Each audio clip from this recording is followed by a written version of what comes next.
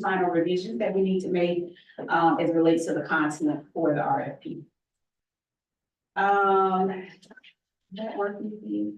Yes. Okay. Yeah. Okay, all right, perfect. Well, you might want to ask the judge if there's, the judge could participate. No, but we don't have a quorum. Yeah, it doesn't have a problem to vote. Yeah, okay, never mind.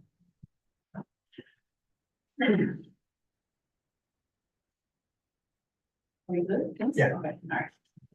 So funding for the enrichment services are allocated under goals.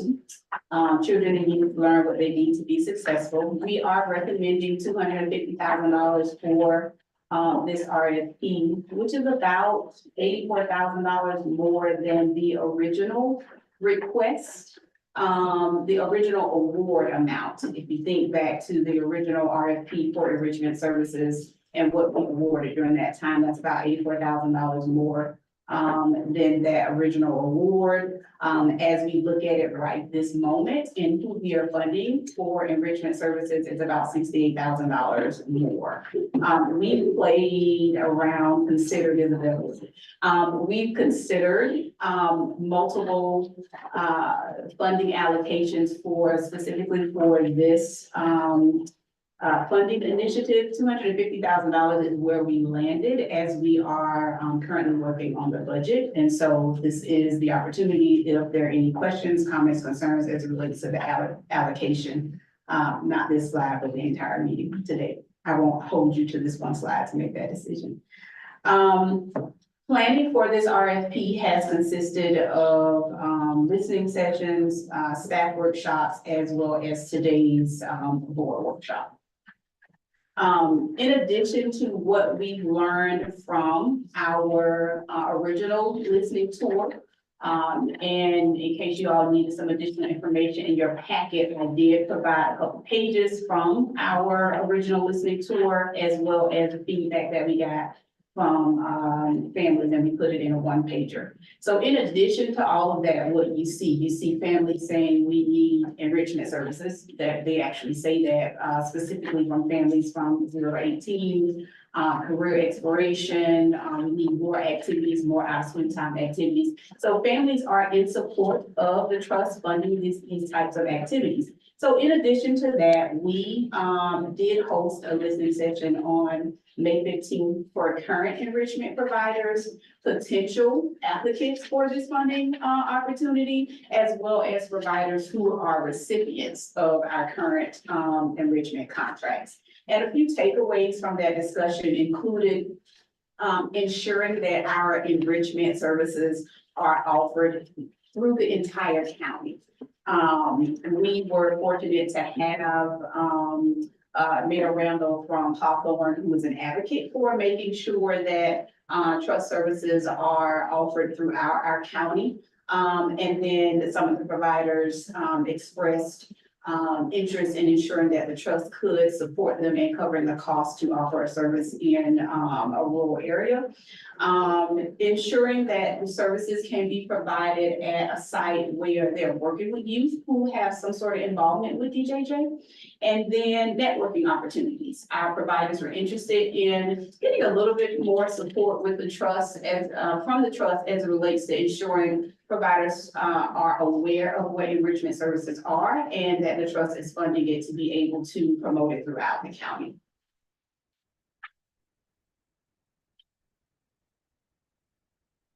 So that brings us to our actual RFP for enrichment services. The objective of this funding initiative is to ensure youth are exposed and introduced to activities that can help them develop in many ways, right? We initially start to think about socially, emotionally, physically, but we also think about activities that develop communication and interaction skills, self-confidence, and helps them explore their interests and talents beyond the classroom, preparing them for life's challenges, preparing them for careers in different areas they want to explore when they are getting older and ready to leave high school.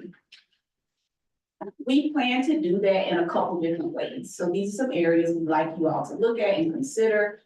the areas that we are interested in funding enrichment providers through. So at your desk or your seat, you have a handout that defines each of these areas. And so I will just hit on a few of these. Under health and wellness, we're looking at programs that can provide awareness, education, opportunities on drug prevention and reducing at-risk behavior in youth, reducing the likelihood of youth or young individuals engaging in substance abuse and behaviors that have negative consequences, making healthy choices, and just reducing behaviors that will jeopardize their well-being. This could include fitness, nutrition, cooking, drug, alcohol, tobacco prevention. We also included leadership. And so these are initiatives designed to empower young individuals with skills and knowledge and opportunities to take on leadership roles, right? To contribute to their communities, to develop a sense of responsibility and civic engagement. We also included life management skills, focusing on practical knowledge, abilities needed to navigate various aspects of life effectively. That includes goal setting, decision-making, stress management, interpersonal relationships.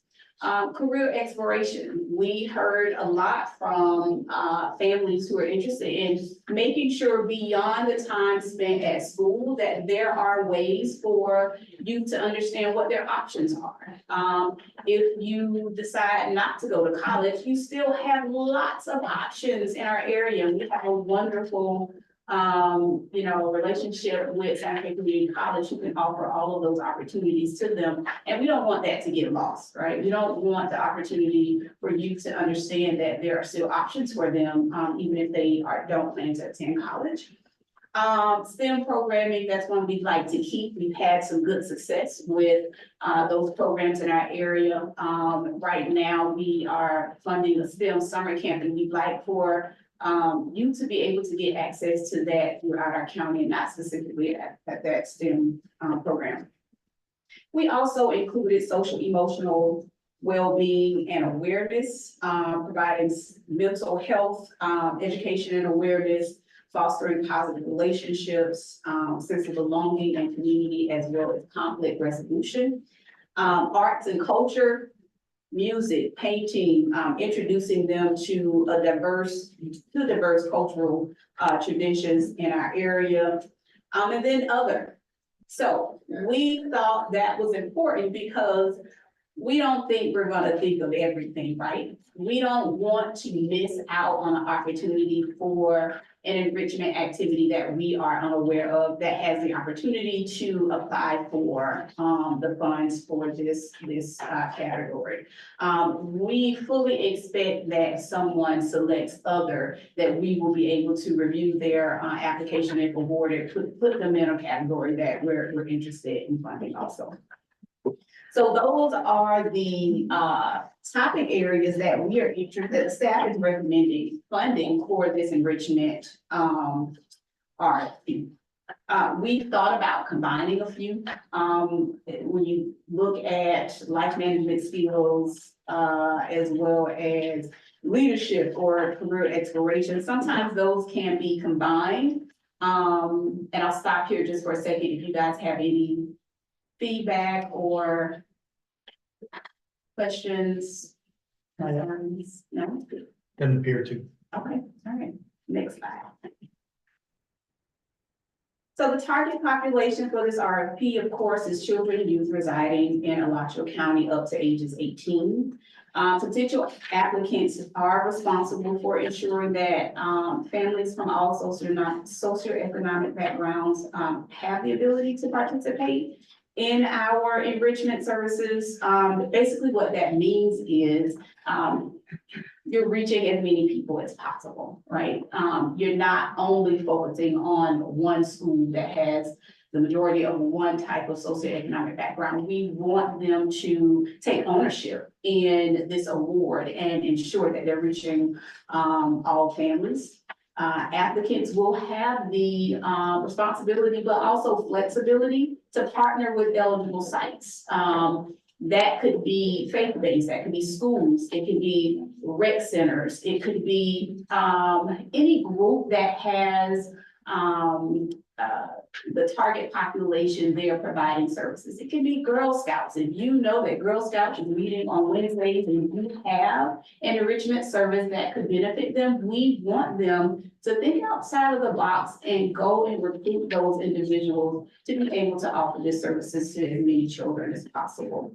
Eligible sites for enrichment must meet the following criteria as it relates to site agreements. And we have designed all of that. We have agreements created, we have a process in place where potential applicants enter into SAMIS, where they are going, how that that site meets all the requirements for our RFP. And so we're able to also monitor it to ensure that the sites are meeting their requirements as written in the RFP. Enrichment services are not to duplicate what a site is already doing. That is not the purpose. The purpose is to ensure that at that site, the youth have an opportunity to be exposed to additional services and activities beyond what that site can cover. They also cannot offer a site at their location. The purpose of this is to go out in the community and go to those locations where there might be transportation barriers. All parents want to expose their children to as many opportunities as possible. We know transportation continues to be an issue, right? And so we want to ensure that they go to where those members are. Next slide. Chrissy, before you move on to that one, if I may, Leah, question. So the services to the rural communities are gonna be required. So my question would be, what if it's a small provider that has a really good enrichment program, but they don't have the ability, is it possible? I would think of it as an extra points. If you can go out to rural communities, you get a score boost as opposed to perhaps ending up excluding some really good enrichment activities where the provider doesn't have the capacity to go all around the county. So we did discuss that, in past RFPs, we have done exactly what you are suggesting, adding bonus points to their score, to ensure, that we get some folks to, submit or offer services. And then we also thought on the other side of that, there's a percentage of our dollars that come from the county. And we were interested in requiring that. And then, but supporting it financially, your transportation to those rural sites. And so we swapped those, we took out the bonus points, but then said, but we will provide transportation costs. So it's up to the board though. You all, what would you like to see? It did come up in our listening sessions about traveling 45 minutes to get to a certain location, but we'd like to provide, mileage. Yeah, totally Okay. need to, in support of making sure that we have that. I mean, another approach could be saying that we will award X number of awards will be to people who are committing, so that, again, I mean, I can think of different ways of ensuring we come up with enough providers to meet the needs of rural communities without doing it in such a way that we exclude somebody that might be an excellent provider, but just could be actually in one of those small communities. And also then not be able to come into things. Yeah, so I would just ask us to open a little bit of discussion around, do we just say we're gonna have a certain number of awards, a certain percentage of the awards go to folks that can go all over? Yes, Marcia has. thank you for letting me know. You're welcome. No, Maggie, you hit, sorry. Hey, everybody. Maggie, you hit the nail on the head. I put my hand down because you got to it. What I was going to say was maybe a discussion on, how do we ensure it? Internally, we discussed it. And my feeling, just so you know, is that it should be an expectation that we would provide services countywide. We receive funding countywide. So we should have an expectation moving forward as we're, again, that toddler mentality. We're a toddler now. We're going to start doing those things that we were, created to do. then that means if you're going to apply for our dollars, then our expectation is you would be providing these services all around our community. And then how do we support you in doing that? And that's why we wanted to, provide the travel, et cetera. But I like what you just said, Maggie. So maybe that's the way to do it. So I put my hand down and then I just said all of that. Well, and what would it look like if they submitted and said, we'll cover Gainesville proper and Newberry? Or, depending on, like, if they're on the west side of town, could cover Archer and Newberry, but maybe doesn't cover Waldo. What we originally wrote into the draft is that 30% of the services needed to be in a rural area. So we were not going to limit them and say, it has to be one in High Springs and Newberry, you have to get all of them. We were just gonna say 30% of your services must be within a rural area. It could be across, it could be Moneo, it could be, any. Thank you, Mr. Chair. Chrissy, so we'll focus here on goal 2, children needs learn what they need to be successful. Remind me the exact wording for goal 1 again, Mind you of, the exact wording for goal 1. who has to go to write the language? Whatever. We can pull it up. We can pull it up and answer that question. It has to do with nurturing caregivers and relationships. Health, Yeah, health and it is health. Yeah. I don't have the exact language, but that is our health goal. That's where I think Ashley has our health. Yeah, children and youth are healthy and have nurturing caregivers and relationships. There you go. Okay, so health, nurture, caregiver relationship. So, from the previous slide, when we said, do you have any questions, I probably would stop back there. Enrichment RFP. Could we say the first bullet and the third to the last bullet would address our goal 1? So I think we should. And if that's the case, under our strategic plan, 50% goes to goal 1, 35% to goal 2. I know we're thinking that this is goal 2, but I think if we do want to talk about 250 is the right number, we could actually maybe expand that and focus in on that bullet and the third to the last bullet addressing goal 1. I So, think the other thing we did in goal 1 is we expanded it from 0 to 5 to 0 to 18. yes, I did. Which was really important when we moved from 4 goals to 3.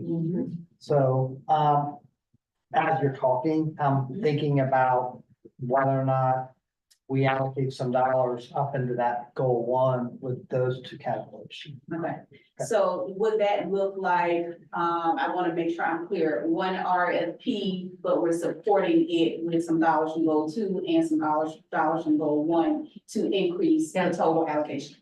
That's what I'm thinking. And I like, yeah, and we're overspent in goal 2. or where we're spending goal. And not in goal 1, so it helps rebalance a little bit. So I like that idea. I would support that. Do you have a dollar amount in mind? Why don't we see what demand is? Yeah, I mean, yes. Capacity. So if you get, what that argues for then is that the RFP having them clarify which goal area they're aiming to address, and then we can see as they score out how much of it seems to be coming in doing goal 1 versus goal 2 kinds of activities. Yeah, without making the chair throw me out, I was thinking the same time, so happening. But I'll bring that up later. Well, yeah, that's fine. I know, like I say, I'm glad I'm sitting here and not there. What she said, we expanded the amount to get to 250.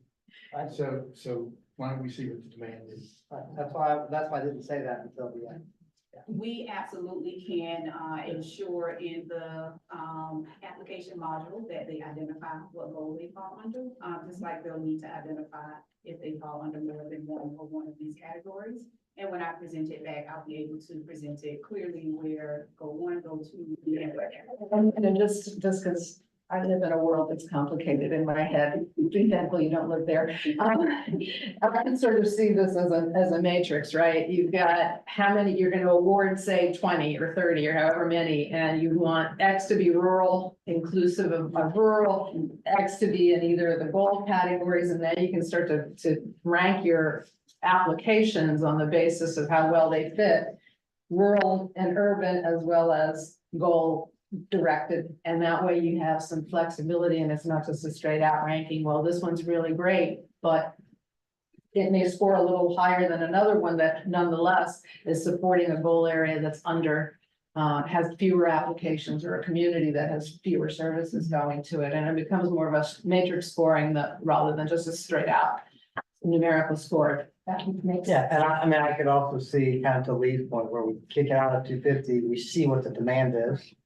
And if we have Right. efficiency, then we have the flexibility to then expand the amount awarded under the RFP based on what we receive back. And some of the carry forward that unallocated money or whatever, yeah. Yeah. Okay, Alright. Dr. Clay, Yeah. I don't know that we've totally hashed out the rural area discussion. Do you want to do that now or at the end of the? Yeah, let's talk about it. What we're thinking is, 30%. Required in rural will provide transportation, what additional or what changes would you all like to see with that? My thought is that the 30%, because I've been a big proponent of the rural areas. But I don't think that the rural population is 30% of the overall population of Alachua County. So, so it would be my contention that we need to make sure that there's access for the rural area, but 30% may be too high. question, are we defining everything outside the urban cluster as rural, or are we defining those 8 small cities outside of Gainesville? We were defining it as outside of the greater Gainesville area. The greater Gainesville, so that's the urban cluster. Okay, that's not incorporated. Yeah, so Yes. so the numbers are about 280 total, 210 to 213 in the urban cluster. That's an MTPA number, which is about 75% in the urban core, 25% outside. So if we define outside the urban core, 30% will be slightly overweighting rural. Pretty close. So I'm okay with 30%. Sure. Yeah, you think it should be more? No. No. that. 30%. And we do use language, we don't use urban cluster because Yeah, I don't know how many of our applicants may be familiar with the language, you know, we can provide it if needed. But we do use the language rural communities and unincorporated because we do realize that our providers are familiar with those unincorporated areas. simple explanation is for GRU service area, which is an urbanized area. So the question becomes, in the application, are we considering servicing the unincorporated area? Which there may be some of these in the unincorporated area, some of these providers. There really is a difference between the rural portion of the county and the urban suburban area. So, Yeah, and I wouldn't want to end up where suddenly everybody who's residing outside the urban area is proposing Newberry Right. or Archer. So it's like, how do we ensure that what's clear is that we want the county? So we've done a couple different things. We are identifying those areas for them. We haven't gotten to that slide, where we're asking specific questions about rural. So within the application, we are asking them to identify those areas. During contract negotiation, we can say you propose to only be in Newberry. However, we'd like for this contract to provide services in, so we can do that. No proposal is accepted the way it is written because we have the opportunity to negotiate that area. So we have a little bit of control over that and we can monitor what that looks like to ensure that the reach is more than just a few areas. I think the RFP needs to be really clear that it's a highly valued part of your proposal. All right. and I don't know how you do it or whether, this is for the board side, but the areas that are most disconcerting are Archer, Waldo and Hawthorne. So, they could be doing, if they do something in Newberry, Archer's just a hop, skip and jump away. So if they can, somehow combine that. I think Waldo and and Hawthorne are gonna be a little bit more problematic. Now, one thing we did in the youth health RFP, we identified our rural areas, but then specifically for Archer, Waldo, and Hawthorne, we did then award bonus points for those three areas. Because of, So we can require rural, but then we can say for those that are gonna focus on these areas, you will get additional bonus points. We did do that if we really wanna ensure those areas. I would do that. Would the model that we use for that RP, should we reinvent the wheel or? Or is that good enough to where we can put that in there to ensure that the rural areas? Good idea. I'm just gonna give a glance to the group over here. Yeah, smiles. I think pitchforks. I think. I thought those were smiles. Smile. Yeah. I want a little bit of clarification on what you mean. Yes. You mean just the bonus points for the specific areas or, bonus points for the three you named? Well, the objective is to make sure that the rural areas get, 30%. services. Okay, So, that was the objective that we used in that RFP. So what I'm asking is with knowing what the objective is, with the same parameters still working in the RFP that is up for debate now. Okay. I think it would work because we're keeping the idea that rural is important. Yes. No, I mean, I was assuming you were saying, you're still gonna say 30% of your services have to be in the rural area, and you get extra bonus points if that rural area is In one Archer, of these. Hawthorne, or Waldo. One, Is that, yeah, that is the language, yes. Yeah. Yeah. I would do that. So, We can do that. y'all good? Y'all are the ones, hopefully y'all know that y'all are the ones that do this. We aren't. So if we're doing something, if we're doing, yeah, but we want your input too. If y'all know something that we're doing that Right. Sometimes we say, it's kind of stupid. yeah. Y'all should, as politely as possible. Well, Lee, we're not going to tell you that it's stupid, but I'm sitting here wondering, is it redundant? As far as, I thought it was. When I he- couldn't hear. When I'm sorry, when Maggie added the extra bonus points just for Archer, Hawthorne, and I forgot the Waldo. I thought that made it not redundant. okay, Okay, If that, right, Okay. because if it was, everyone was awarded bonus points, then it wouldn't prioritize the Right. for wanting to Yeah. target. okay, okay. My phrase for that is board's dream, staff get real. yeah. More rubber meets the road. Okay, so y'all are good? Yeah. That works. That works. It's not far off from what we also did because of the need in those areas for our UFR. So hearing this in future RFPs, are y'all always gonna want language for the rural area or you have a template now? We have a template now. Okay. Because we understand the importance, and like Edie Kiner said, the expectation is that rural is important also. Our dollars come from a large area, so we have. you haven't done any. Big Bird? Member Sutton has been. Oh, yes. Tina? Hi, everybody. Sorry, I was just jumping on late. I had a question about the points for the rural area. And I'm not sure if it's been discussed, so if you could just assure me that, That's what we're discussing right now. right, so if you get points for in the rural area, are we ensuring that, and if they got points in the past for serving the rural areas, because I saw in the packet, there were just like one provider in certain areas. Are we ensuring that they are indeed providing services in the rural area and that they didn't just get the advantage so that they could get funding? Yes, so this is a new requirement for this enrichment RFP. What you're seeing are results. I was gonna look around for Bonnie, she's not here, she's on the screen somewhere.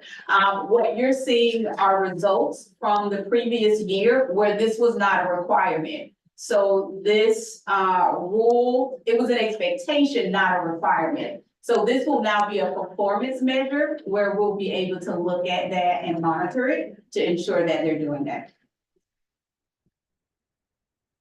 You good, Tina? Tell her 30%, if she might miss that. And Tina, if you're still there, the amount that's being encouraged, allocated, set aside, whatever the word is, or phrase, it's 30% of the budget's gonna go to the rural areas.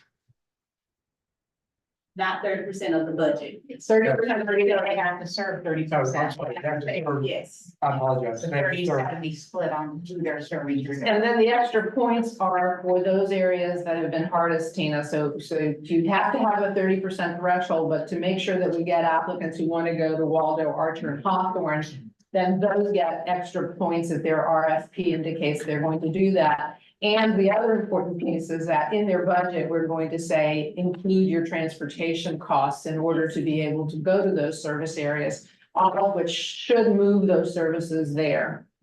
That is correct. Okay. So great segue, the budget. So we're working with, Scott and the fiscal department to create a formula that helps, providers with all of their costs, and then it will determine a session cost for them. And so a budget for, applicants for this enrichment RFP, will consist of session costs, the cost for background screening. We include that every year because it's so important. We have to have it, and that means we need to pay for it. And then the transportation cost, the mileage to, the sites. And this is across all sites, this transportation. I want to be sure that you're not saying, or I want to be sure of what you are saying. Mileage for travel to rural areas only, or travel to their sites, period. I think transportation's a huge issue. I mean, just speaking for me, I think just cover it. Cover it. It may be for some of these places that renting a vehicle for the summer may be the most cost-effective way to do it rather than a mileage reimbursement. I think we ought to be open to how they want to do that. So we had that discussion. Tell me more. So we've gone both ways in my past life, right? Where sometimes you just reimburse staff if it's a one person going to a site, it's just easier to pay that person mileage. If you're going to be doing activities that require more people transporting or moving kids or doing that, then renting a vehicle for the length of the camp can be a cost-effective way to do it. I think it's gonna depend on the organization and what their resources are. And whether they have staff that have vehicles available to go to, especially if we want to encourage the remote sites. But I think covering transportation, period.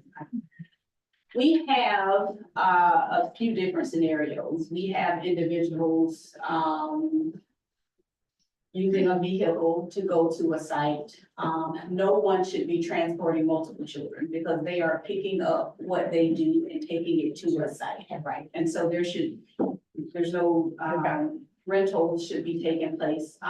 We do have some sites that I think about the science bus.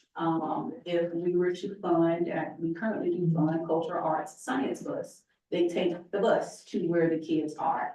And so if we're covering mileage, we're covering the mileage of the bus. So I just wanted to share with you the scenario so that you all have as much information as possible. And we cover that at the IRS rate. Yes, I do believe that's what we said. Yes. I saw you move around a little. I just wanted to stop for a moment in case there was something you wanted to say. A lot of times our travel is limited by the state of Florida, which is different than. It is. So just mention it. Is there a rule or something that we said ours because that's what we currently No, get? yes. Okay, I just You want just need to be clear Yes. that's all, because I've read some of these that say state State. of Florida with the Mhm. statute, but if you're paying IRS rate, Mhm. then just be clear.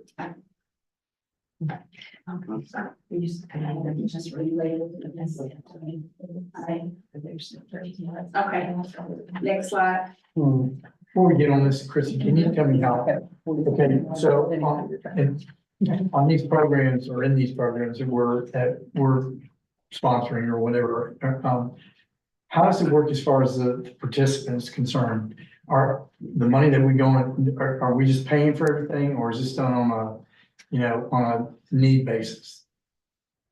For this contract? So these contracts, go back to that when you're still there. So, each awarded, contract, they will submit an invoice back to us. Mhm. And the invoice will consist, and in the application, it'll identify the cost for the session, the proposed number of sessions. And then they will, propose items for background screen transportation based on who's awarded dollars. Okay, I didn't make myself clear, I apologize. For, in these programs, okay, there is a cost involved. Mhm. Are the programs themselves, are they charged, do all the children that are attending, are they free? Or Yes, okay. these are free. Yes, I'm sorry. That is why we're paying for it, because we want to ensure that families have access, and youth are exposed to these type of activities at no cost to them. Well, and always in the quest to always make our dollars go as far as they can, should we do it that way? I mean, should it be for applicants who need the assistance? Because potentially if more children could be served. If, Applicants who need the assistance. So when I think about that, and let's take career exploration for as an example. Everyone needs that. I'm sorry, run that by me again. When you say those who need it, and I look at our topics. Okay, not need a You're for, talking about economic. Forward, right. okay. I think Unless we're at that, capacity, right, like, unless the program is, okay, you can't come because we're at capacity. Then that's the question, right? You're saying that we're at capacity and so No, that's not what I'm saying. if we say we could expand capacity. yeah, Then you have more dollars to do stuff if we're not taking care of, if all of them need assistance and okay. But if you if they, think about the site though, Chair Peterson, if you think about the site and where they are going, that would require us then to single out youth and separate them. Because then we have to figure out now what your family's income is, what your family's income is, and we're gonna pull you all, you guys will do something else, and the rest of you get access to this. that's not what I'm saying. But that Okay, would be the result. Why would be the result? So kind of, I think, so remind me if I'm wrong, to go to this, the summer camp scholarship support is needs-based, correct? correct. So the families that are going to these summer camps that we are sponsoring their participation is needs-based. These are overlays to those camps that we want to fund to ensure that all of the camps have these enrichment activities. So you're already, in some respects, covering, saying there are going to be people in these summer camps that are paying for the summer camp that are not kids that we're funding for the camp. And what this does, and I think it speaks to how we proposed the trust way back when we campaigned, which is that we wanted all of the programs in Alachua County to meet a certain standard. And what this does is help ensure that the summer camps all have an overlay that is enriching and meets the needs of all kids in terms of not money, but program. And yet what we're supporting in terms of the participation in those summer camps that are now going to have a certain elevated standard is needs-based, because the scholarship to the camp is affordability determined. Does that make any Yeah, I difference to you? understand. Yes, it does. And it may be enough to convince me, so I have to ponder it, okay? Okay. You have a hand. Yeah, ask, Marcia's comment. Marcia? Yeah, I also want to be clear though, that enrichment is not just for summer camps, right? The enrichment is community-wide. So, it could, I'm sorry. Nobody saying Oh, okay. I'm hearing things. So it could be that it's a community group that requests these enrichment activities to provide exposure to the young people in that community, some of whom may be, may qualify for needs-based, but others may not. It could be, did I say a community group, a church group? It varies. So I just wanted to be clear that it may or may not be, it's more than just our summer camps. I think we have to expand on what Edie Kiner is saying. I feel that our current providers have done an excellent job ensuring that the target population who needs it the most are getting it also. Just to expand on what Marsha's saying, and I hear you, how do we make it last as long as possible? I do hear that. And I think also that's why we have included, try to make sure we're looking at budgets, right? Is if there's more money here, let's modify the award for an enrichment provider. That is something I am looking forward to in fiscal year 25 as we look at that. And that's another way we can expand services to ensure everyone is getting. Chris, I want to just piggyback on what you said. I can attest that a lot of the services that they are doing now, they are in areas where they've done a really good job of identifying areas where kids may not have been able to afford to participate in activities like that. So they are there. Well, my thought is we've got taxpayers across all economically that are funding all of this. And so if some of their kids are benefiting, and again, enrichment benefits all children. So I really don't have an issue with if there are kids that aren't economically strapped that are receiving the services. Okay, they beat me down, Chris. Actually, this one isn't worth continuing the fight. The arguments are good. Okay, you have another hand, Ms. Hurton. Okay. And just to let you know, I can't tell, there's no thing. I know that's Okay, fine. so, and I appreciate it, miss. Okay, who would like to speak? Thank you. Yeah, I just kind of wanted to chime in. Lee, I appreciate your perspective as well. I think if I'm recalling correctly, the reason we had the enrichment RFP was kind of so that these providers we would fund them and then they would serve all of the after school, out of school time providers. Right. And it wouldn't be this competition where enrichment providers are in the same bucket as people who are providing services, in the out of school time space.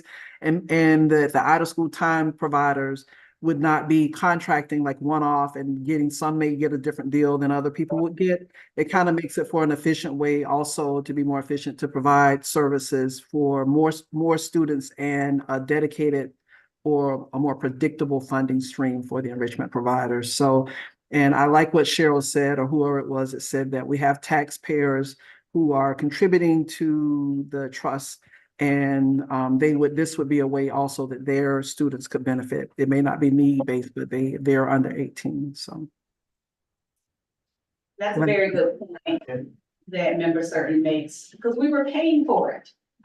In some after-school contracts, we were paying for it, and she's absolutely right. We were seeing somewhere the cost was different, it was, and so, internal battle going on with who's gonna pay for what, and how much each one was being, charged. So, this helps, not only who we currently fund, but it helps so many other providers who, are not yet funded by us. All right, so at this time, I am going to turn it over to Bonnie, who is participating virtually, and she is going to cover the next 3 slides. Okay, good afternoon, everyone.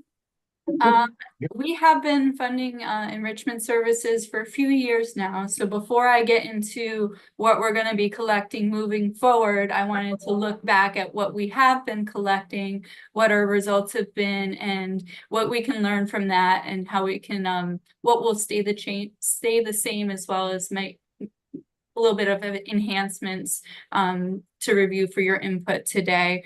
So in the past fiscal year, we had 5 enrichment providers, and they had served 57 site locations across the Alachua County. The map represents the different locations served by enrichment service providers. And you can see that the majority of which were in Gainesville. I know we just had that conversation. 88% of the enrichment site locations were in Gainesville during the last fiscal year. And they do enter all this information. They do a partner site agreement, and that will let us know the site locations of who's being served, ensure that they're not duplicating services, ensure that there is actually a question that asks about the needs of the children in the location, whether they're children with needs in the location. And then so that's information that the contract manager will approve once the site agreement's submitted. So we see where the location is, we see the number of youth that are going to be served, the session dates, we get some information, and then the partner agrees to that. So the enrichment sessions, there were 618 sessions and an attendance of almost 7,000 youth in the past fiscal year. And those 3 boxes, sites served, enrichment sessions, and youth attendance, those are 3 of the how much performance measures that we'll probably stay with to be able to talk about how the efforts and how much reach we've had with this investment in children. Bonnie? Yep. Bonnie, so it's almost 7,000 distinct children, or those days of? Yeah, that's attendance, and that's because we don't have an enrollment process per child. They're going onto locations. They're not able to distinguish in unique children. I think we might be able to get down to a closer number of unduplicated children by looking at the agreement number, but that number on the slide is the youth attendance number. So that's the number of youth that attend. So roughly a little over 10 youth per session are in attendance overall, but that's not unduplicated youth, no. Yeah, I can. Bonnie, can you tell me who the 5 providers were, and can you tell me how many of them serve the 7 small city sites? Only 1 provider served outside of Gainesville. So the other 4 providers only served Gainesville. So there was only one of those providers. The green represents 1 provider, and then the different colors represent different providers, and then where they provided their services. And those locations are actually library locations throughout the library locations. Okay, so 1 provider provided services at the library locations in the 7 cities, and then 4 providers provide services in Gainesville. Yeah, the other providers exclusively served Gainesville city locations. And do you have the names of who they were, or do you not? I do have the names of who they are. I probably couldn't rattle them all off by memory, but I do have the name of the 57 locations. So that's part of their partner site agreement that they submit. No, the 5 providers, I'm sorry, not the 57 locations. Oh, the 5 enrichment providers. We had the Florida Museum, Motivate You. We have, help me out here. Those are the cultural arts. This year, kitchen, the Underground kitchen. Gainesville Orchestra. Gainesville Orchestra, and which one of those 5 was with the library? that would be the Florida Museum. Okay, thanks, Bonnie. So And Child Advocacy Center, I'm sorry, we didn't mention them. So those were the 5. I have a question, do we have any idea of what number of potential sites there are in these rural areas? Well, they all have schools. There's the libraries. Yes. Buildings, I'm talking about potential groups that are offering something that we can enrich. Many of them have community centers, many of where you are. But it would be nice to have an inventory, because then we can say, not only are we delivering 25–30% of our services to rural areas, but we are providing enrichment services to X% of the available sites in these communities. So that's a good point, and one of the discussion points for during the listening session was very similar to that. I think it was a current provider that said, you know, we could use a little bit more support in having a better understanding of what's out there. So to your point, I think if I'm going to submit questions as part of the bidders conference, and I was gonna have to do 30% of my service in a rural community, I would say, do we? Am I gonna have to go do that research and that legwork before I submit an RFP, which by the way, has got to be like a 3-week turnaround. yeah, it's gonna be 4 weeks, yes. Yeah. So that's a good point, and we can do a little bit of research on that to provide them with, what's out there. What we've done thus far is just kind of giving them ideas of, or examples of what they could be looking for, but we can do a little bit more work. We'll see what we come up with.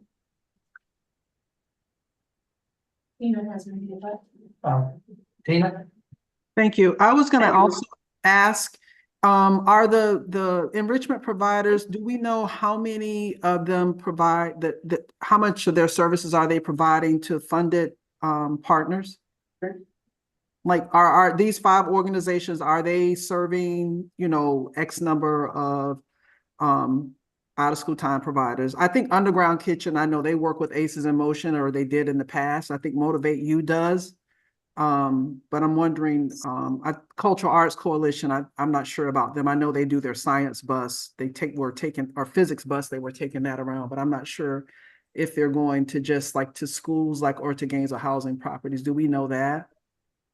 I can tell you it's not exclusively our funded providers that they're Okay. going to. I can't give you a hard number. I could look into that, but they don't just serve our funded providers. There's definitely different community centers they've gone to, and in schools and places like the libraries. Obviously that one's Right. the one that stands out because of the dots on the map. So they're all over the place, but they are getting out to different places, both organizations we fund and don't fund. Okay, good deal. Including the resource centers. I've seen some are at the resource centers, and so they're doing a really good job at expanding their reach. That it, Tina? Yes, that answered my question. Thank you. Okay, thanks. So the 3 measures, 3 of the 6 measures that we have in place in their contracts for our current enrichment providers, and I'm also recommending we continue to measure the sites served, enrichment sessions, and youth attendance. On the next slide, there's some additional performance measures that we currently look at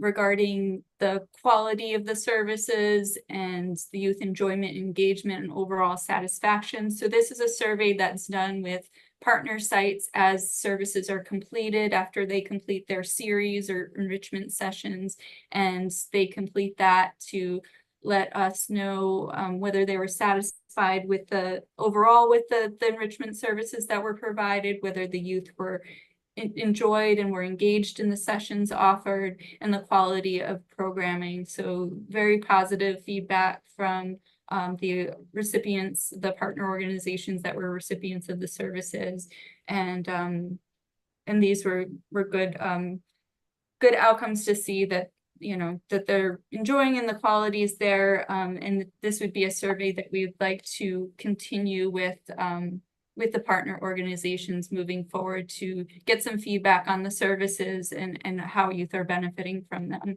And this is also an area that we'd like to expand with a few additional questions, given that we're wanting to learn a little bit more. But I'll pause and see if there's any questions on this slide and on the partner survey. Okay, so Christian knows this.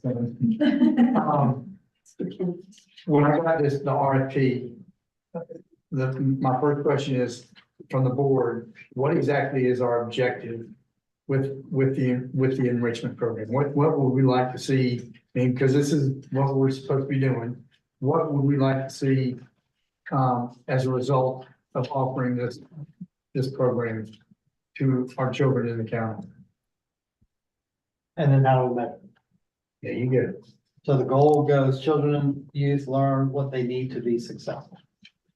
Okay, and defining success as far as enrichment is concerned, in my mind, is what we are trying to do is perhaps expose children to something they may not have been exposed to otherwise. Mhm.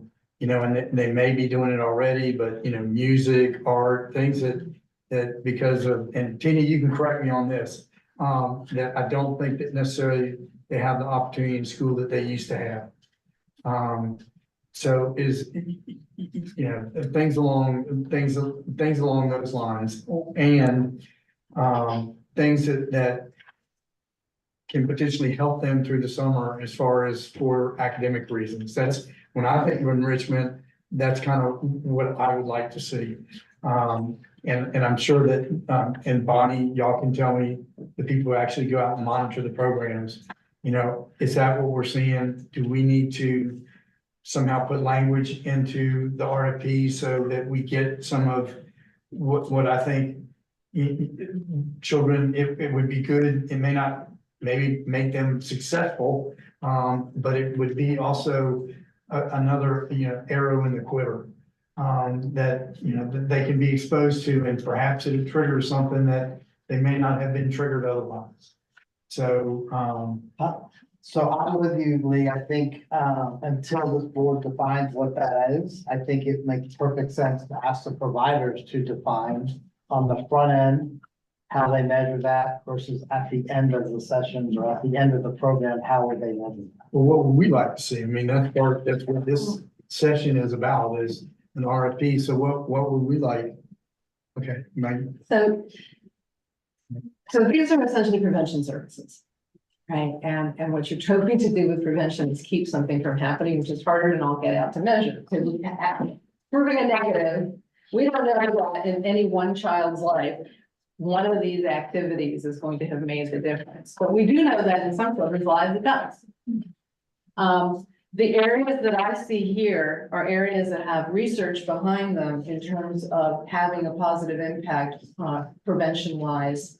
So these are the elements of things that children need in order to be more resilient. And you know that resiliency is one of the biggest factors, protective factors that we can build. I think that rather than thinking you're going to have a enrichment activity that in one school term or one summer session is going to have aha kinds of data is unrealistic. What I do think we ought to require is that the kind of qualitative assessment needs to be part of the RFP. So if you're telling us you deliver health and wellness or leadership or life management, tell us how your curriculum is supported.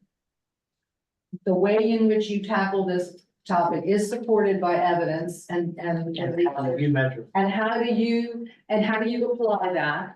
And then if they are using a model that has some of that background, and then we get from the site, the kind of data that Bonnie was talking about in terms of the people who run the program that is being enriched, say, yes, I can see that the kids are attentive and engaged. I can see that we've had fewer issues. The quality, from our perspective, it has been delivered in a quality and useful manner, and they come in and monitor as well. I don't think you're gonna have pre-post kind of data with these kinds of services. You might be able to have a child tell you, you may have a child be able to tell you, these are the 3 things that I learned that I think I'm gonna use day to day. And that's not unuseful information, but in terms of real improvement and things, what we're looking at is down the road, do we start to see an impact in the kinds of issues that we're hearing from the school, discipline problems, kids not reading on level, but it's a cumulative effect. Not any one of these is gonna cause it. And that's the challenge of all prevention efforts. Okay, Maggie, I hear what you say, but your basis, I have a problem with. We're not, I don't look at this as we're trying to prevent something. I look at it as we're trying to give the children an opportunity. You know, and I agree with you about that there may not be any aha moments.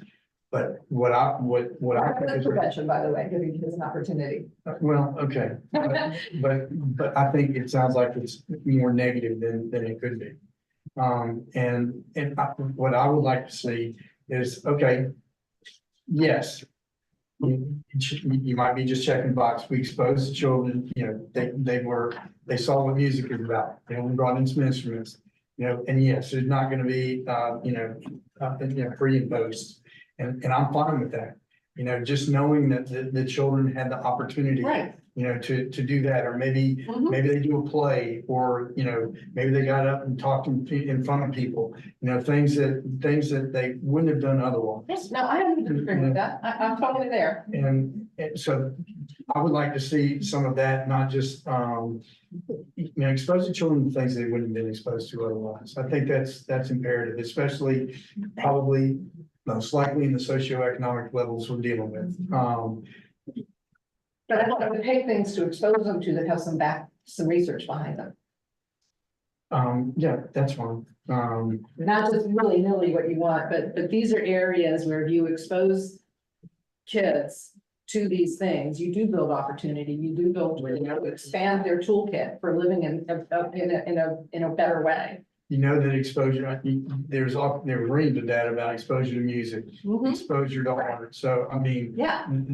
you know, those are things, you know, and this is coming from somebody who loves to go and destroy stuff out in the woods. You know, so just an exposure to something that truly may help them in life. So are you thinking in the RFP that we ask an open-ended question and ask the provider to explain what they're doing, or you think it's a checkbox of here? Identify So what they're hitting. the good point, I want Bonnie to go over her slide, and then I want to show you all the questions that we're requiring of them. Okay. We do ask them about their learning objectives. We ask them to, include a description of the curriculum that they're using if applicable. We can ask if it's supported by evidence, but I want us to talk a little bit more about, are we saying it has to be evidence-based, or we use some different terms, right? That whole thing. I'll make sure I do that on the.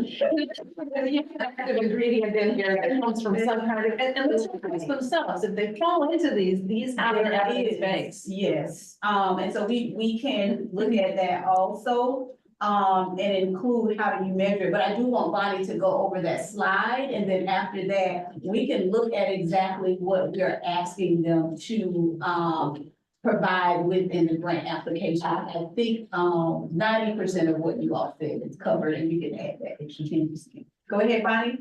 Okay, so these are the performance measures that we're proposing for moving forward. Site serve, session completed, youth attendance, those are what we have been doing. The service provision in rural areas, we talked about wanting to prioritize and make sure that there's a certain percentage of services that are being provided in rural areas. And I showed the data for what that looked like in the previous fiscal year. The partner satisfaction, youth enjoyment, quality of programming, that we had all collected in the past through our partner survey. And all this data is collected in SAMIS. The youth discovery is the new one, and it kind of speaks to kind of what Lee was talking about. And it makes me think of the little icon in the middle with the youth's brain with the rockets and the planets coming out of their head. But it's that they're discovering a new interest. They're being exposed to something that they wouldn't have otherwise been exposed to.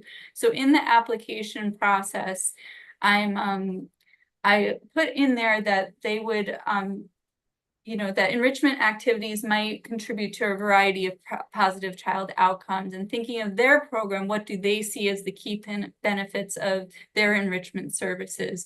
So that might be for them knowledge gain, that they feel like the youth are learning about a subject or a specific topic. It could be that they're gaining a skill. I think of some of our providers, they're teaching them how to perform an activity like the cooking classes, or they're learning how to do something. Some of them involve improved behavior or attitudes. They're learning how to improve conduct or how to act differently. And then there's the exposure to a new experience that they might not have otherwise been exposed to. So this would be something that we could add on to the partner survey based on what the provider said. Okay, my specific enrichment focuses on these child outcomes, and this could be something that we could ask, well, out among your children, you know, how have youth been exposed to a new experience? How have you observed youth gaining knowledge, gaining skills, improving their behavior based on their specific, because some providers, it might be they're not being exposed to a new experience, but they're really gaining more knowledge and skills. Maybe they already had this interest previously, but that will be part of the application process, along with telling us how many sites they're going to serve, how many sessions they're going to complete. But these were performance measures that we are considering, with the two new ones being the service provision in rural areas and that youth discovery component, where the provider would define what outcomes do you see from your enrichment service? Where are the key benefits? Is it knowledge? Is it skills? Is it behavior? Or is it they wouldn't have been exposed to this activity or enrichment if it weren't for this this enrichment program? How do you all feel about the information that she provided for them? Yeah, okay, all right. Good. I don't know, Christie, you know, it sounds like, you know, it's the way, the reason I brought it up is I wanted the board to discuss, you know, what we want to see, because that's our responsibility. I mean, to, assuage is the right word, but to expand on Lee's point, I could see us expanding on the youth discovery and incorporating Maggie's point of identify which or all of these things and how. And that's Which, for, if you look at the next, read ahead a little. Oh, is that what you do on the next slide? I haven't read it, so. I think I got there. You got my hand, but yeah, Tina, sorry. Tina? Thank you. I like what Maggie said, and as well as what Bonnie. I was wondering if my 2 cents is possibly you know, some of the providers, I think, especially in the teen space and building resiliency, as well as giving them tools to know how to navigate spaces. Like, I think it was someone from Child Advocacy Center, and I'm talking about like dating, violence and like safe dating. And it was some other person about like sexual, good touch, bad touch. I think that's something that all kids need to know how to navigate, and they need info on that. And but I can kind of agree with what Maggie says, is we're giving them the opportunity to have exposure to something so that they can know that they can achieve something else or have an option to something else, and that is prevention. But how to measure that, it is harder, I think, because it's not just a one-time thing. I mean, and where I was going with that good touch, bad touch, and sexual dating and all of that, if kids learn those things and they get the tools in their kit, hopefully they don't make poor choices and either be abusive or be an abusee, and be able to avoid that. Or if they see, they can recognize the warning signs of a relationship going down the wrong path. I mean, I know they're children, but you know, if you've done read a book on good touch, bad touch, your kid may know if somebody starts to touch them in the wrong place, and they may be able to express that to someone. So that's kind of a prevention type thing. And we didn't set out to be prevention, it was educational, but it ends up preventing something hopefully negative from happening. Education is prevention, it's a toolkit. Mm-hmm. It's part of the toolkit, and I think that's what a lot of this can offer. Thank you, Tina. on the next slide, under evaluation criteria, there are 3 areas that we're proposing applicants be evaluated on, and that's organizational information description, and that's where they provide us a summary of what their organization does, and overall services they provide in the county. And then under program description and implementation, that's where we require a description of the enrichment programming, what their learning objectives are for their program. Description of any curriculums, if applicable, and then an idea of the length of their sessions, because sometimes it could be 2 or 3 to get complete a session versus a one-time, face-to-face, session.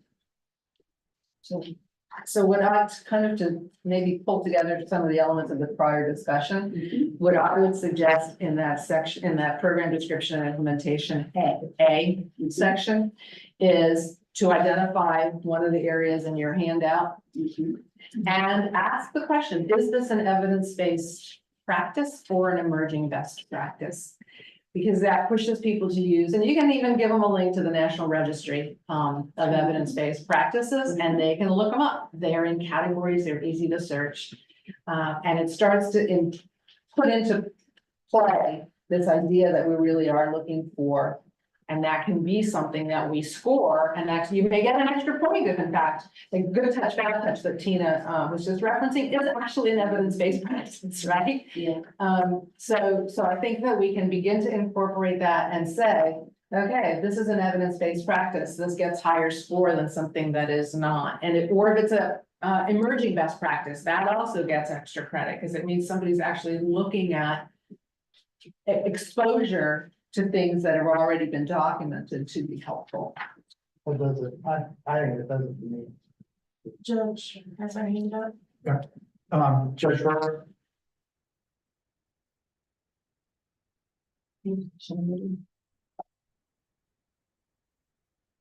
Judge, did You're you? muted. Sorry, I think a lot of people wish I was muted most of the time. Okay, so I agree with what Tina said, and I do think that it's so important that we include in our evaluation things like what I talked about a couple times ago, trauma responsive training. I think I think that has to be just absolutely what we look at. Even if it's, I don't know how, I haven't looked at the DCF one, but there's a category for 6 different categories, one for a teacher, one for a director. It doesn't look like a hard course. I mean, just so they have some exposure at least to that. That's the first thing. And the second thing is I certainly agree about what Tina said, but I want to take it one step further. We want to give children tools to communicate anything, not just bad touch, good touch, because I get reports back that children are not doing their homework because they are afraid to ask a question in class. And if they're afraid to ask a question in class, they're not going to go to a teacher and say, hey, I had a bad touch, because they're just not. So I would like to see anything that we, in terms of gain knowledge and gain skills. I mean, any kind of communication skills. I mean, again, I'm not as worried about improving behavior, because I think behavior is based on trauma and things like that. But of course, I think if we do all the other things, then the behavior will improve, because they'll have tools to deal with the things they're dealing with. Thank you. Thank you. Anyone else on the phone?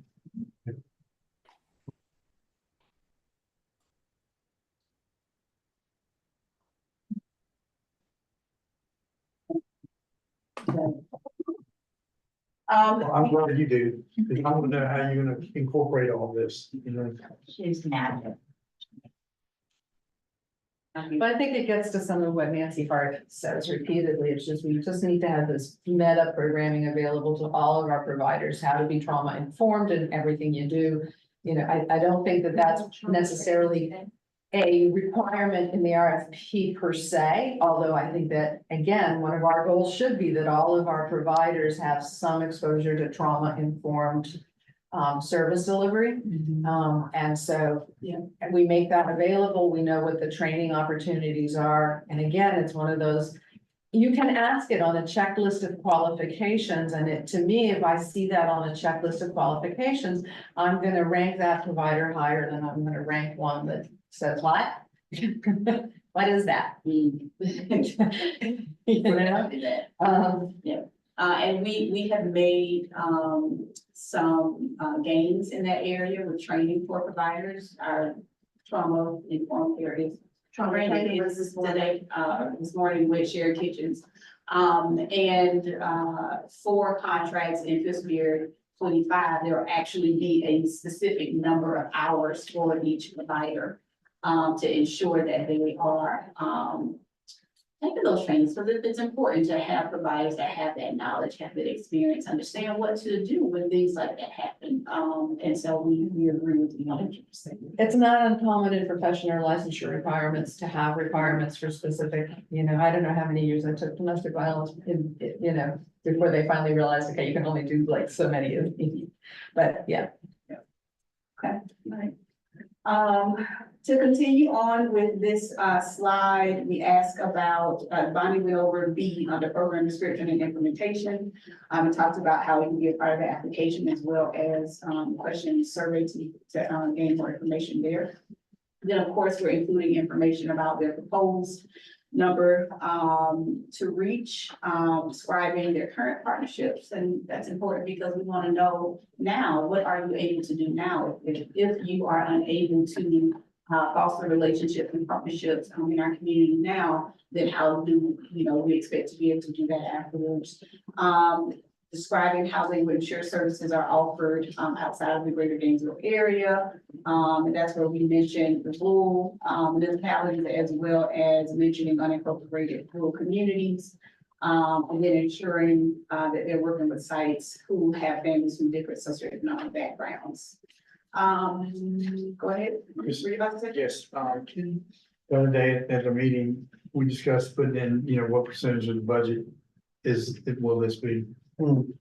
Of their overall budget? Yeah. Okay. I can add that to the And budget. we may be able to pull that directly out of the philanthropy hub. Yeah, let them tell us so. They have to. And we won't be able to get that for everyone because not everyone we fund would be in the philanthropy hub. There are some LLCs that we fund that wouldn't necessarily be like. Right. But yeah, I think the percentage of your budget is a really important question. Yeah. Another question we ask at CAP at the county is if your program is not fully funded, how would a partial funding, how would you deal with a partial funding or? It's just important to know if they can't do it. It's all or none or. Right, we did it with United Way where it was like at 75%, what would that mean for your program? At 50%, what would that mean for your program? And then that way, if it's a partial funding, they can tell us whether or not it's even worth their while to pursue.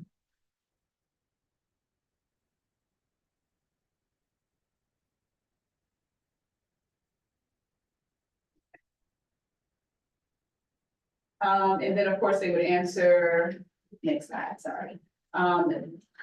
They would answer specific questions as it relates to cost of section, budget. We'd like to have a better understanding of what you're currently charging other providers. We've had programs that have written in a cost to the trust that is more than what they actually charge private paying families. And so we asked that question to get a better understanding of that. What was that answer? What did they say there? They were charging us more to where we, during negotiation, was able to decrease the cost. Really? Or they could be doing sliding scale for some of their families that they wouldn't do for us. Okay, that's not. These were private. It wasn't even a slide scale. It was. I'm not gonna say I can envision that being one. Okay. Don't know who it was. First, to me, that's not a very good strategy. What's not a very good strategy? The charge us more just Because. because. I mean. No. It's not a strategy. It's me. No, strategy by the. Oh, I agree with that. That would be negative in my I agree. evaluation Yeah, process. that is why we are putting it in the questionnaire so that we know in advance. Yeah. I do agree that it is a negative. Thanks. And then learning a little bit more about intent to subcontract, because that's an issue we've run into also lately at the very last minute, oh, we're gonna subcontract. And then that requires some additional conversations. We had incorporated interviews for our youth health RFP. We are expecting there to be a lot more applications for enrichment. And so instead of doing interviews, we are going to require that they do a 3 to 5 minute video of their services and their organization. And so that'll be required for the application. That's good. So we're looking forward to, receiving those videos as part of this application. So that also is a part of the evaluation criteria. Interviews do, there are points allocated for interviews, and so there will be points allocated specifically for this video also. And then, the submission checklist on the next slide, we are requiring, the normal things that we ask for: logo, 990 or audit, active legal status with some bids, and then 2 reference letters, from local partners.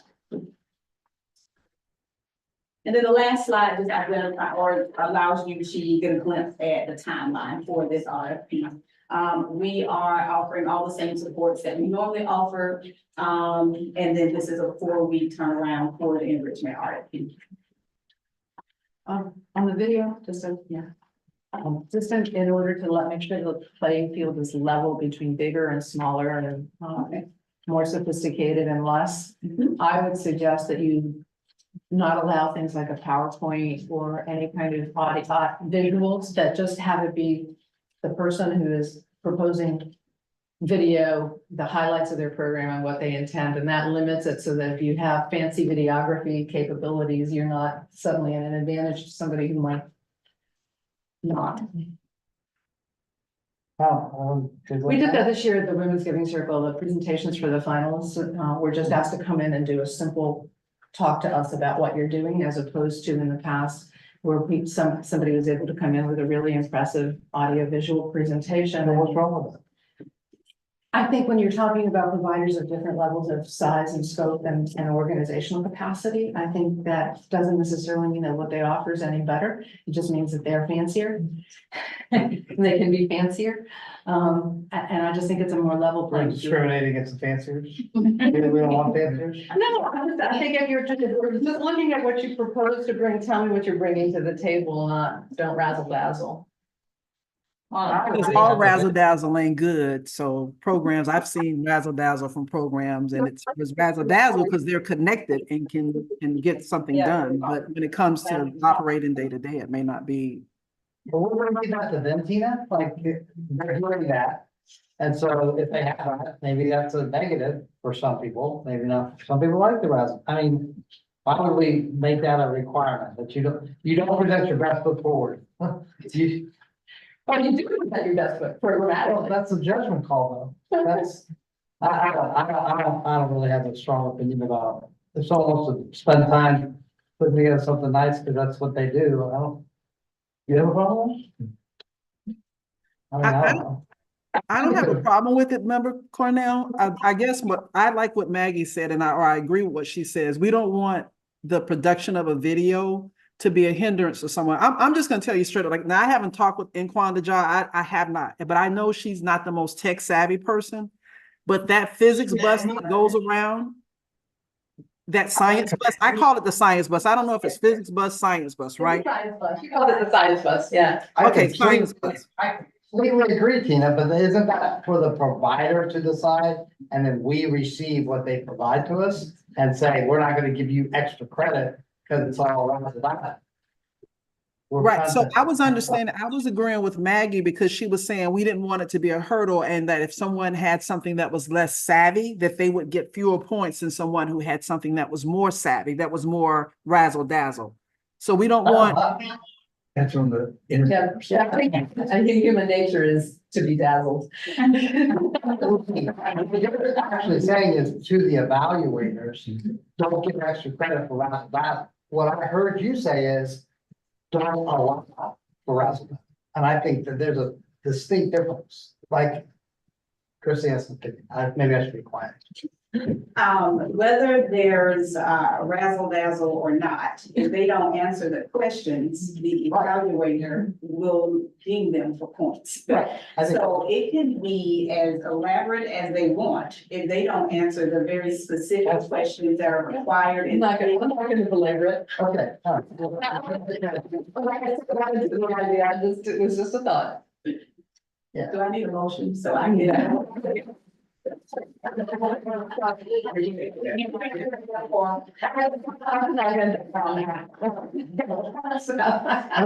we're saying, and what I think the public is hearing is the razzle dazzle doesn't get you extra points. In fact, it may cause us to say, is there any substance behind the razzle dazzle? That's fine. I just don't think we should not allow it. Like I said, I'm not gonna. Be intimidated. I think that's what you're alluding to, but From it. It shouldn't, it shouldn't be intimidated because they shouldn't be seeing what the other people are presenting, right? Yeah, they will. So, Yeah. So what do you need from us now? Are you done? I don't think. I have completed my presentation. And so what we'll do from this point is take back the required changes and add them to our RFP. And this will be presented to you one last time at the June meeting with the recommended changes. Any questions? How attendance and performance, what performance measures, what did we decide? Is it still 2 days? What? Oh, that's a summer camp. Okay, That's so, a summer camp. so is there attendance requirements or? They gotta call them, just call them. You go back to, Bonnie, you want to go back to your slide and address? Yes, so the three primary data elements that they have is the partner site agreement, and then the session attendance where they would enter in the site that they're serving, the number of youth that are present there, the session topic, who is the presenter, the date of the session, the start and end type. So they just enter the number of children in attendance.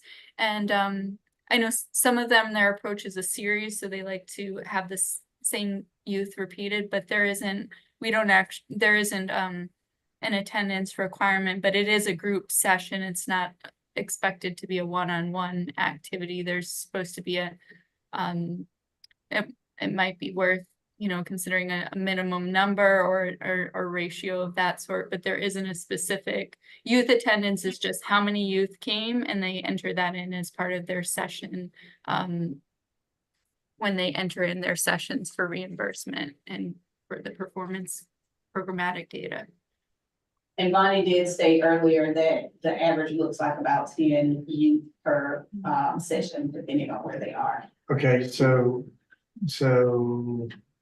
what does that translate to as far as attendance? Yeah, Marcia can. Marcia? 60, Bonnie's number was 65. Just under 7,000. 7,000. Okay, that still doesn't tell me what I'm looking for. What- Yeah, they're offering a program, and it's a certain amount of time during the week. Mhm. How many of those sessions does an individual child attend? So you have to remember that each session is gonna be very different. If what I hear you, sorry, Marcia, you wanna go ahead? No, go on, Christy. I'll wait. Oh, okay, so I wanna make sure I understand your question clearly. It sounds like what you're asking is how many sessions each child is going to attend, Or or make sure they don't get funded sessions where kids don't show up. Yeah, the provider is responsible for saying, I won't be going to that site anymore, maybe because they don't have enough children. Or, so it's gonna be that provider's responsibility. We're also monitoring it. And if we see that you are submitting an invoice and you had 2 students, then you need to make some changes. That is why we have a contract manager. Find out from that site how they can get, because it might be a site that really needs this information, right? So find out from that site, how can you get more students at that session? Was this just, a one-time thing and something happened and they didn't show up? But for the most part, they're averaging like. okay, so what, the best way to tell would be they give you a number that they propose, like they expect 50 children to attend. Okay, just They put a tell number, us the overall number. okay, Yes. and then, see how it reflects with the final number. Yes. Okay. Yes. Marcia, did you want to get in there? Yeah, I was just going to add, and keep in mind, the providers that we've had have primarily been in Gainesville. So now that we're going to, extend and stretch to the outlying communities, there may not be 50 kids, right? They might only have 10 kids, and then 4 or 5 show up. Would we then say we don't want to go back to Archer or Waldo or Hawthorne because the touch was only 4 kids? I think from my perspective, if the touch is only 4, but it's 4 kids and there's exposure and there's an opportunity to, make a change in that child's life, I would still want them to go back to that community. So I just wanted to add that as we think about now we're going to be in those rural communities where our numbers may not be as large. Therefore, whomever they may be actually providing that service to, it could be a small group of children. And 50 is huge, by the way. I'm just-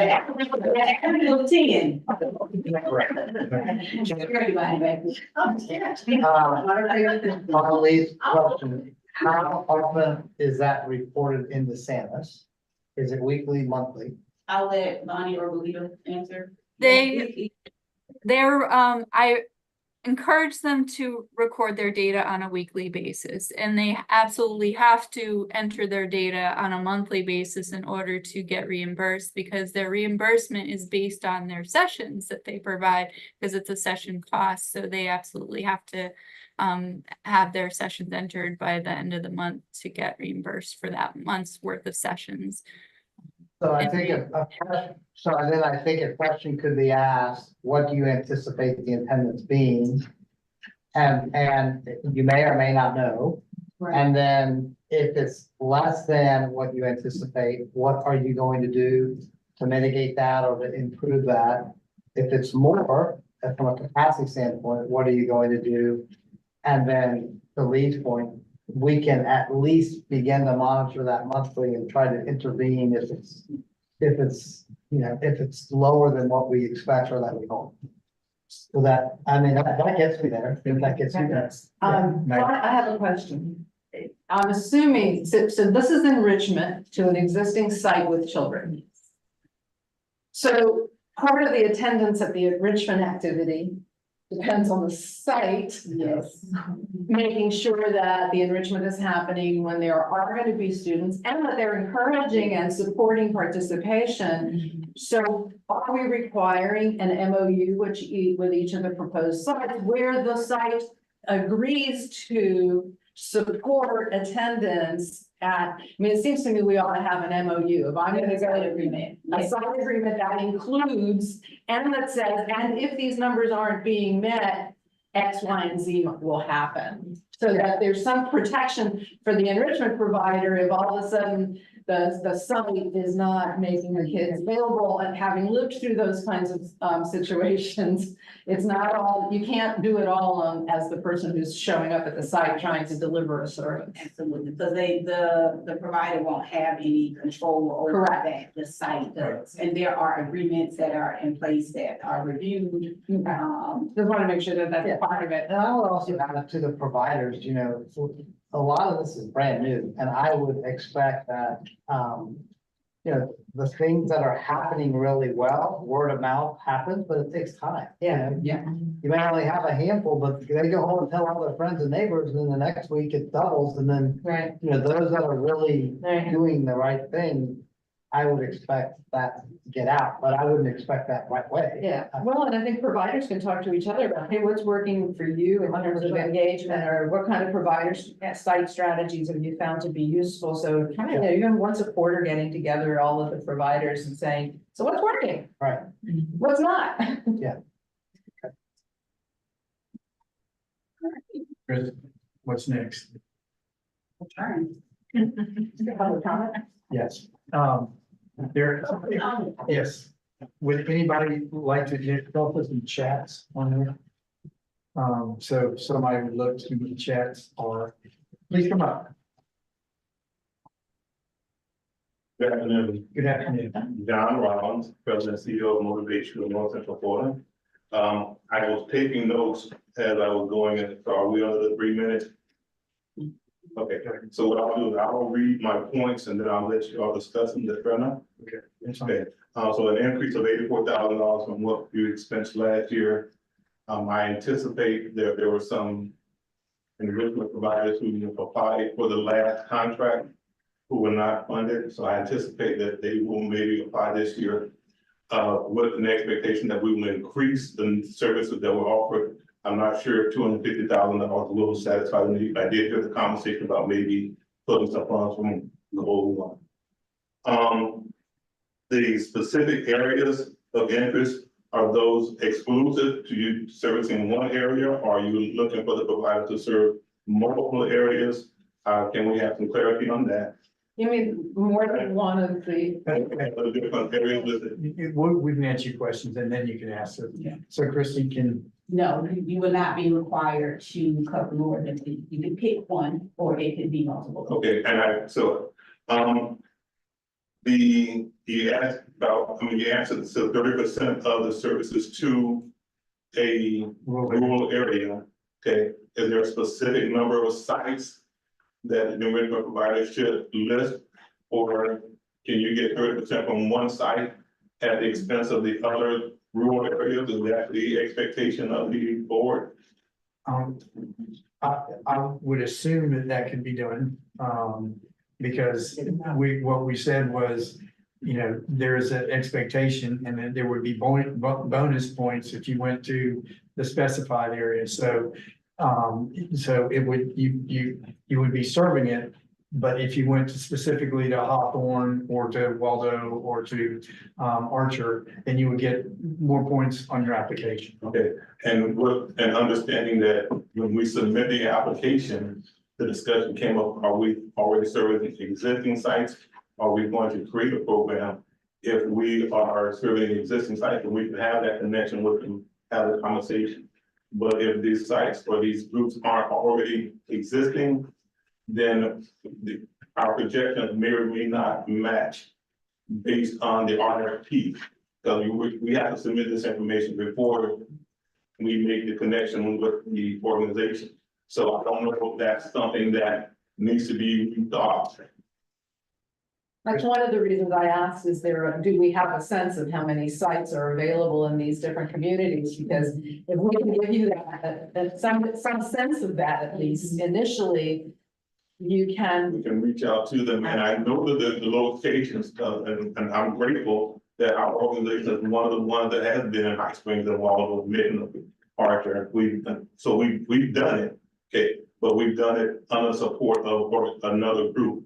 So the trust, and this is just a statement that I did not get funding from the trust to go out and serve those areas. We use funding from other places, but now that we have trust funding, that will make those connections a whole lot easier.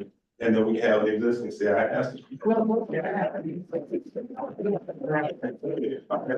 I wanna just make sure I clarify. So, if in the RFP, it says 30% of your services need to be in a rural area, then you will need to ensure that 30% are in a rural area. Okay. So I just wanna make sure when you said, do I need to ensure that I'm meeting the requirements of the RFP? The answer is yes. Okay, so, but I don't know if maybe my question didn't address what my concern was. Okay.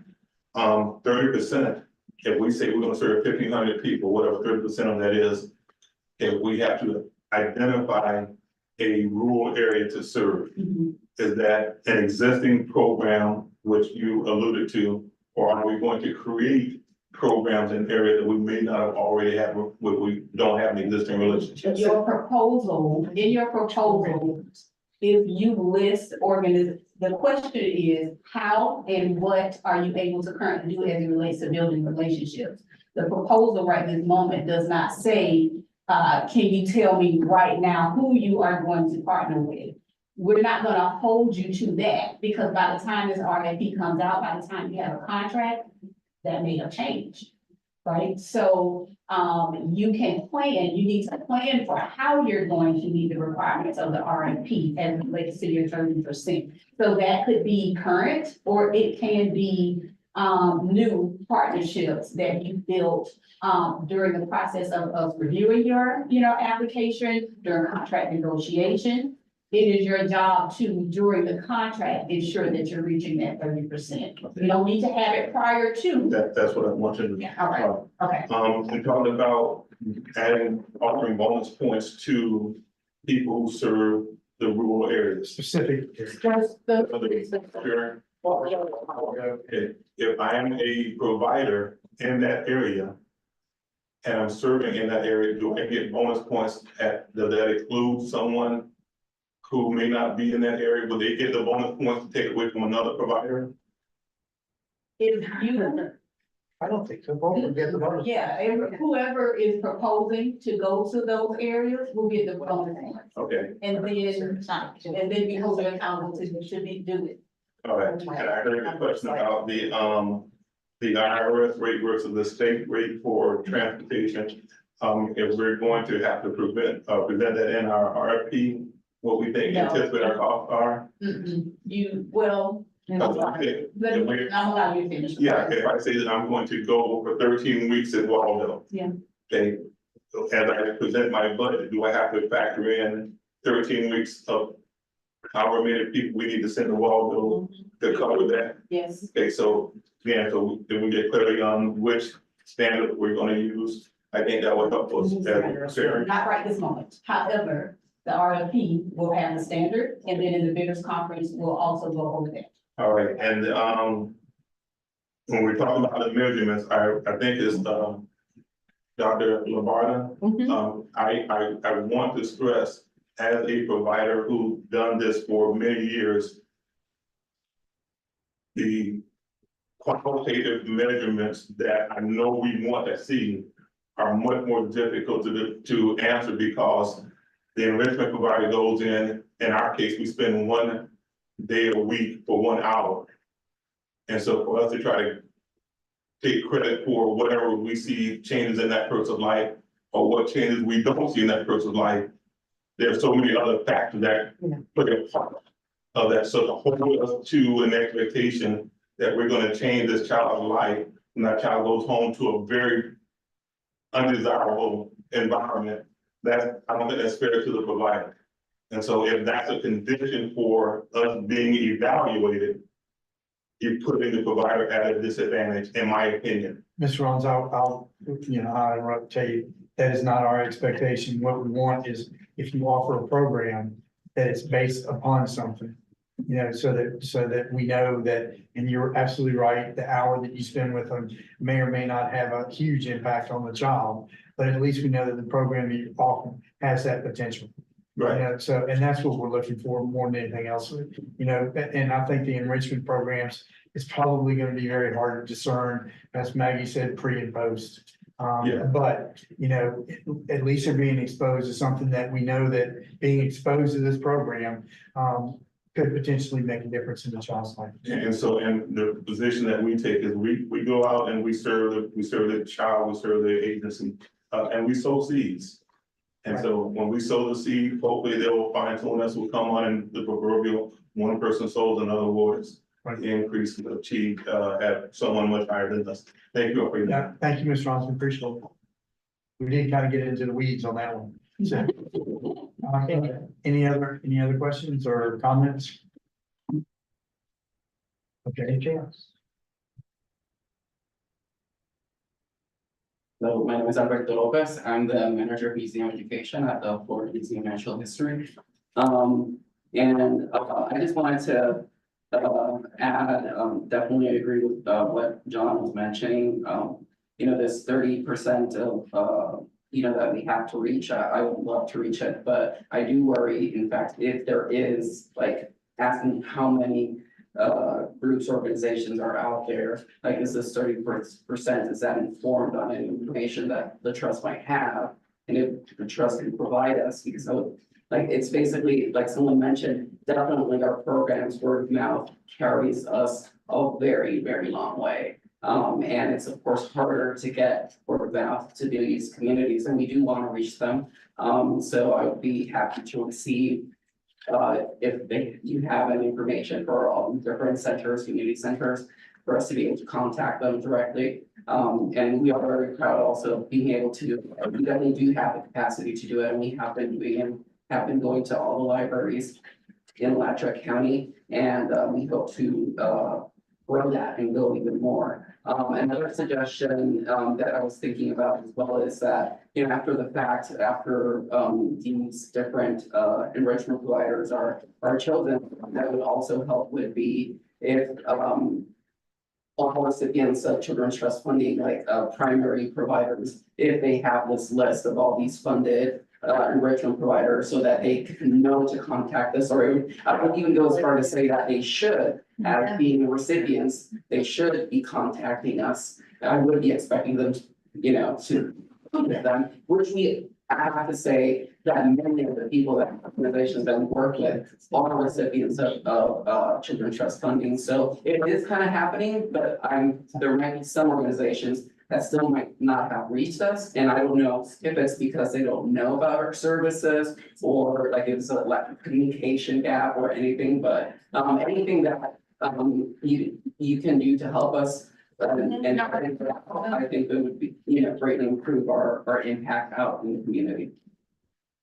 I agree with that, and I want to mention that, during our, listening session, we talked a little bit about, some opportunities to, not only ensure that we're providing all of our funded providers, if you hit the nail on the head, a list of who our enrichment providers are, once we fund them. And then making sure you all are aware of who our funded providers are. And then having some sort of networking opportunity. We considered a couple different names, coffee and conversations, you know, just opportunities to ensure everybody is aware of what those services are. So I do agree with you, 100%. Thank you for sharing that. I want to mention also that we're gonna look at what exactly we can do as relates to identifying where and who and that sort of thing. But receiving these funds also put some ownership on you all to make sure that you are marketing and promoting your program also. So we'll do, you know, some of that also, but the ownership is also on whoever we fund, as an enrichment provider to ensure they're doing that. Okay, period. Sorry. Yeah. Bonnie made a comment, and Bonnie, take yourself off mute.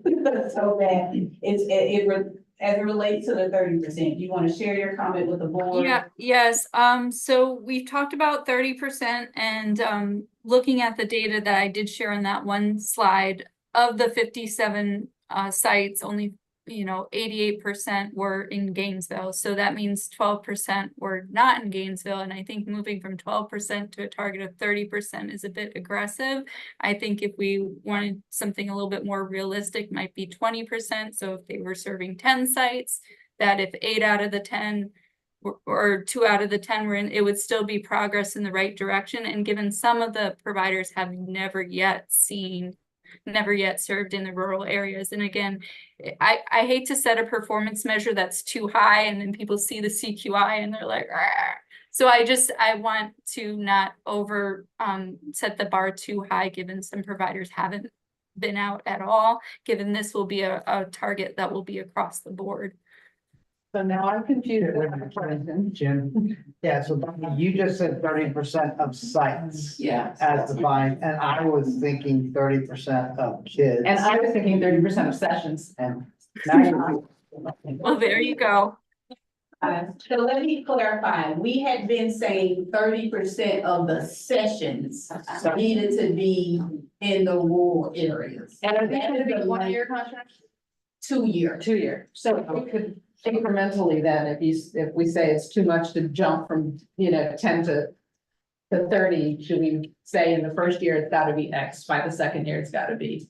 Well, so that goal is not necessarily a provider goal, it's a goal of the trust. Trust. That is, our museum is providing multiple sessions in the 7 sites that reach 30% of all of the sessions over the 2 years, then we meet that goal. Is that what the trust staff is thinking, or are we thinking, hey, providers, you need to get 30% of your sessions outside of the urban core? That's what I was thinking. How about, That's what you were thinking? how about 20% Yes. this year? If you do bonus, if you get 30, if it looks like it's 30%, they get bonus points. Well, if one of the band's doing 100%, Yeah. I would argue. Or So they maybe, get, they didn't go inside. they would get bonus. They do one here. Yes. Yeah. Marcia has her hand up. Marcia, did you want to say something? Then I want to. I do, and I guess I'm probably very different from the board. That's what it sounds like, but and different from Bonnie. I don't think 30% is difficult, and I think our providers can rise to the occasion. Again, our funding comes from the county, and our county's kids should be receiving all of these, the same opportunities that our kids right here in Gainesville have. So I believe that our current enrichment providers, as well as all the others who are going to rally and apply, can meet our goal of 30%. So I am not in favor of decreasing that number from 30% to 20%. I think they can do it. And you're putting sessions by the provider. That was gonna be my question. Right. Marcia, they're asking you a question. You are talking about sessions. I'm sorry. Yes, again, when we had this conversation and we first started talking about enrichment, we were talking about sessions, not specifically children. Okay. Yeah, and Marcia, in the future, would you please not get Maggie and Ken so excited? They jumped up when you started as you were giving your speech, so. I enthusiasm. So, I think this is a really interesting point of confusion and point for collecting information, because we have three sets of numbers. We have the number of sites, we have the number of sessions, and we have the number of kids, right? So I think we need to have that data, and we can still need to that. It's like, what percent of our sites have now become rural? What percent of the sessions offered are rural versus urban core? And then what is the attendance? And I think that if we have that data, then we can get much clearer in our own mind as to whether or not we're achieving the goals we want to achieve. So as long as we're talking 30% of the sessions, I think I would agree that it's not an unrealistic goal. We were talking about kids, I'm not sure. Yeah, I completely agree. And it goes back to Marcia's point that in the rural areas, we are expecting less kids for a same session that may happen in the city. Right. But that's, it's a Right. countywide trust. Yeah, I agree. Across all the sessions. So 30% of the sessions, which is what we were recommending, and then Bonnie, we can collect the information, the percentage of sites that are rural, percentage of attendance, sessions that are rural, we collect all that. All right, perfect, yep. Okay. Anything else? It all depends on the site, so it rolls back from the site, so, but yes, we can have that at a session level too, because they could have sessions are site-based. Did we get the chats? Both the chats? Yes. Okay, please. Okay, so when you say rural area, will it be by address, or let's say you're located right on the edge, and it says Gainesville? Well, it's gonna be the unincorporated, and meaning not Gainesville proper, and the other communities. Outside of the urban So core. the address would have to say, the zip code will be by zip. Yeah, my address is Gainesville, but I'm not in the city. Oh, okay, so the zip code, okay, perfect, thank you. Thank you. I'm gonna be brief too. I have a question. I just wanted some clarification on pricing per session. If you're not really sure if you're gonna get like 10 kids or 2 kids or more than 10. Is that something you just invoice for at the end? Like pricing per session? I mean, Yeah, so it should be your total cost of doing it, and then how many sessions total you anticipate providing. So divide that and you have a per session cost. And there will be a formula in the application that okay, allows you to insert specific information, but specific cost that will then calculate your. oh, okay, because I would need, a certain set of materials per child. Okay, okay, thank you. Anything else? And we'd like to make sure that, your numbers match Of course, oh, of your course, cost. of course. All right. Okay, members, anything else? Yeah. Okay. Chair Pinkenstein, Yes, ma'am. I'm sorry. I just want to make sure, Ashley, I can't see Ashley in the room, but I'm sure she's there, that you all received a copy of the comment that came in online. Yeah, that came in. Yes. You all have that one. Okay, I just wanted to make sure. Thank you.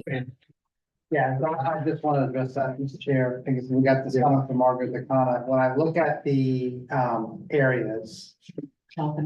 Yeah, so Margot was saying, you know, you can't have enrichment if the kids are hungry. You have to have some food. How are we evaluating food? And when I look at our areas here, health and wellness and social emotional well-being and awareness actually have a food component in there, in those words. And so I was wondering if now is the right time for us to kind of get this discussion about goal 1 versus goal 2 and give any direction, or do we want to leave it at the 250?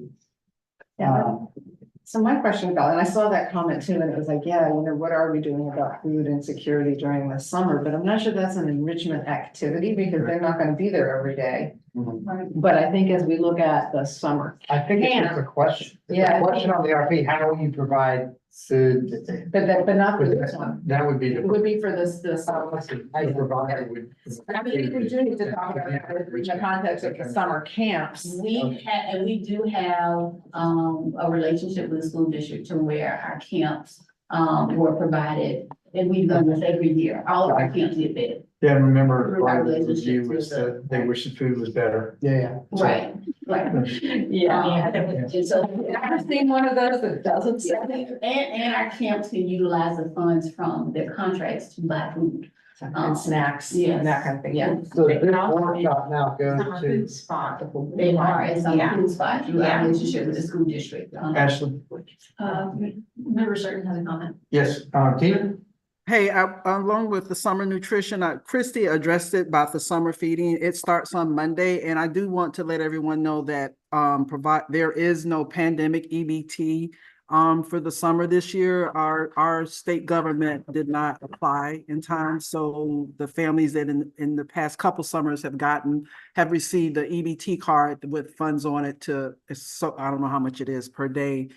To cover like additional food for summer. This year, this will be the first summer in about 3 that won't happen. So y'all don't be surprised if you see more snacks and stuff purchased by out of school time providers. Okay. Okay, thank you, Tina. Okay, Josh, and I'm you have logging off. I got a 3 o'clock, so I'm gone. Y'all have a good weekend. Okay. Josh, do you have anything? Marcia, do you have anything that you'd like to include? Sorry. What was that? I just said, sorry, no, I was muted when I answered. I apologize. Okay, thank you. So my last question is, so now staff will bring forward the workshop to the full board. And at that point, is it your intention that we give direction on funding amount, or is that another discussion? So we can do one or two things. You can give that direction now, and then we can just move forward, or we can wait until August when we bring you back the requested and compare it to what the allocation Can you have is. your debate? Yeah, I think we'll wait till August. Yeah, but okay, I agree. Okay. Yes. Anything else? Okay, well, in that case, thank you all very much. We appreciate